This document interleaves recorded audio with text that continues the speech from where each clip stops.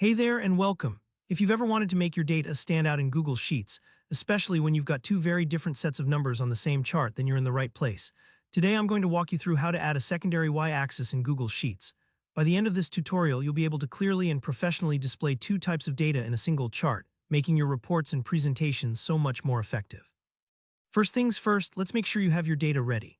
If you already have your table set up, maybe you're tracking sales numbers and unit prices side by side, you're good to go. If not, just pause for a second and get your columns in order. For this walkthrough, let's imagine we've got dates in column A, units sold in column B, and revenue in column C. That way, you'll get the idea even if your data looks a bit different. Now start by clicking and dragging to select all your relevant data. It's important to include your labels too so your chart is clear and easy to read later on.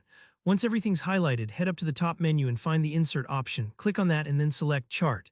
Google Sheets will automatically generate a chart for you, but don't worry if it's not quite what you want yet, that's just the first step.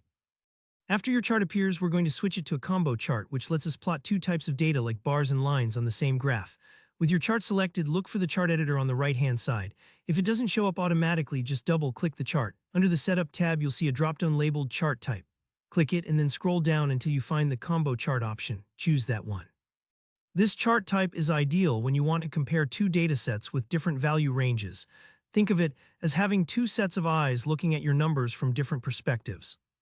Next, let's head over to the Customize tab in the chart editor. This is where we'll tweak things to our liking. Expand the series section, and here you'll see a list of all the data series your chart is using. In our case, maybe revenue and units sold.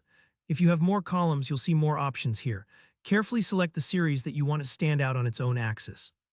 Let's say we'll choose units sold for our secondary y-axis, since its numbers are much lower than total revenue and would otherwise get lost if we plotted both on the same scale. Once you've clicked on Units Sold, scroll down just a little bit and you'll see the option labeled Axis. You'll have the choice between left axis and right axis. Go ahead and select right axis for your series. What you've just done is assigned your chosen data to a brand new vertical scale on the right side of your chart, making it much easier to compare both series even if their values are miles apart. And just like that, you now have a secondary y-axis in your Google Sheets chart. Take a moment to resize your chart or adjust the colors if you like, so your data is crystal clear.